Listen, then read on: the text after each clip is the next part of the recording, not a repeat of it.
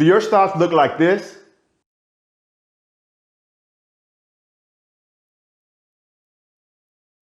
Yeah, heck yeah, they do.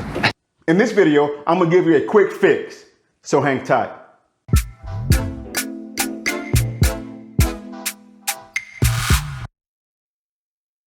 The biggest cause of this is pressing on the rear brake pedal too slow when stopping, which looks like this.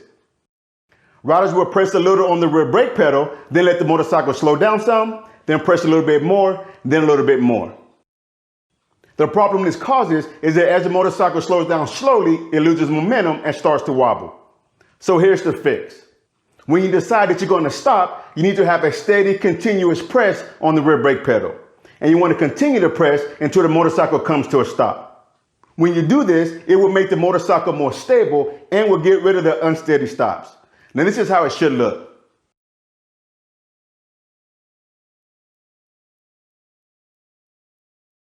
Now, when you apply this technique, this is how your stops will look.